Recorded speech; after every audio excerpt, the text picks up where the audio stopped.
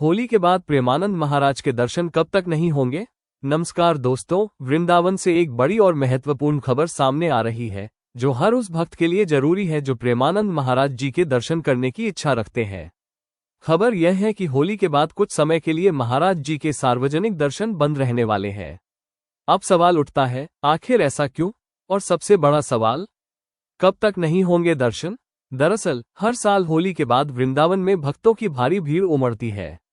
इसी भीड़ और लगातार कार्यक्रमों के कारण महाराज जी कुछ समय का विश्राम लेते हैं। यह विश्राम केवल स्वास्थ्य कारणों से ही नहीं, बल्कि गहन साधना, भजन और आश्रम की आंतरिक व्यवस्थाओं के लिए भी जरूरी माना जाता है।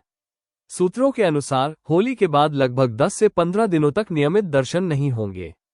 हालांकि अंतिम और आधिकारिक तिथि आश्रम की ओर से ही घोषित की जाती है, इसलिए भक्तों को किसी भी अफवाह पर भरोसा करने के बजाय केवल आश्रम की सूचना पर ही ध्यान देना चाहिए।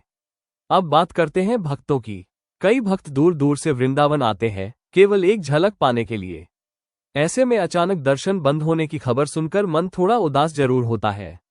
लेकिन याद रखिए, सच्ची भक्ति सिर्फ दर्शन से नहीं, बल्कि नाम जप, भजन और श्रद्धा से होती है।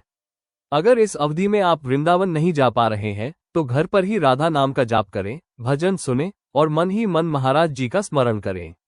क्योंकि सच्चे गुरु और भगवान से दूरी केवल शरीर की होती है, मन की नहीं। अब सबसे जरूरी जानकारी, दर्शन दोबारा कब शुरू हो सकते हैं? परंपरा के अनुसार होली के लगभग 2 हफ्ते बाद महाराज जी पुनः भक्तों को दर्शन देते हैं।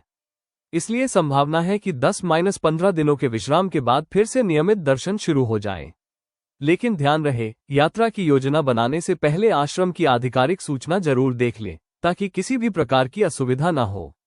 अंत में बस इतना ही, महाराज जी का आशीर्वाद हमेशा भक्तों पर बना रहता है, चाहे दर्शन खुले हो या बंद। भक्ति में धैर्य सबसे बड़ी परीक्षा होती है, और जो इस परीक्षा में सफल